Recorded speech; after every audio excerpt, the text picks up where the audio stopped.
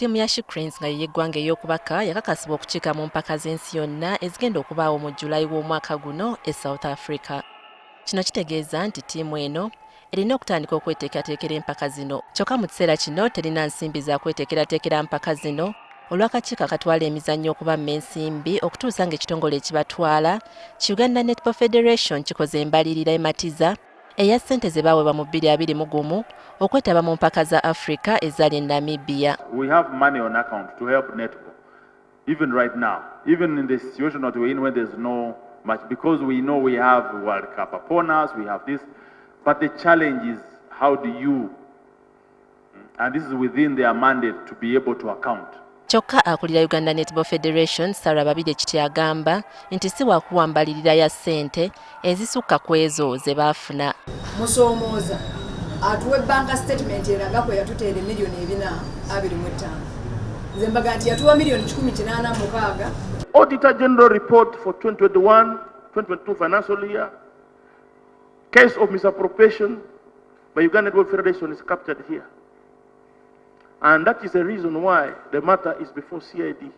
Kityo alumirizza ssaabawandiisi wa National Council of Sports Ogwel okusaba ng'ekyojja mu miro ku ssente zaawo ekitongole kino. Bw'ali baawulira ng'ayagala kika akifuula official agaye nti bawadde n'abaaloketinze miliyoni 10 naye kickback yange eya miliyoni 4 ng'aggyeko enkaaga lyammwe mbitaddeko akiteeke ne mbuwandiike naffe ekyo tujja kukyakawutirira.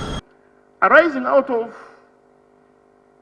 the statements has made over the matter of allegation of bribe. This matter has already been referred to CID for investigation. Waliwo n'enkalu ku bamu ku bakulembeze ba Uganda Netball Federation babiri be yagoba ku bigambibwa nti babulankanya ensimbi. Ekyayita Netball Federation ye mwami muhumuza n'amena mande.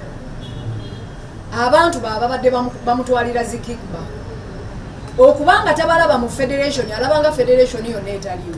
Okusika omuguwa kuno kwanditaataganya ttiimu y'eggwanga ey'okubaka erina okweteekera empaka z'ekikopo ky'ensi yonna ez'omwaka guno. Jjukira nti ttiimu eno yakubwa fayini ya $America 15,000 ng'ezaakuno bwe bukadde obusukka mu 18 olw'okulemerera okukiika mu mpaka za Africa ez'omwaka oguwedde ezaali e South Africa. The federation defrauded the government of Uganda falsely and got money falsely, well aware that the government of Namibia had taken full board expense for 17 members of the contingent in Namibia. IGG, CID, offices zino zonna zigende zisinkana obukulembeze bw'omupiira gw'okubaka ne mu nsi ezituliraanye kubanga nabo bagenda mu tournament eno bababuuze mutuwe ku invitation ez'abatwala e Namibia. Kituufu Namibia yasasula buli kimu. Uganda era yakakasiddwa okukyaza empaka z'ekikopo kya Africa ez'okubaka ez'omwaka guno wabula ng'ennaku ze zitannasalwawo. Regina Nalujja, NTV Akawungeezi.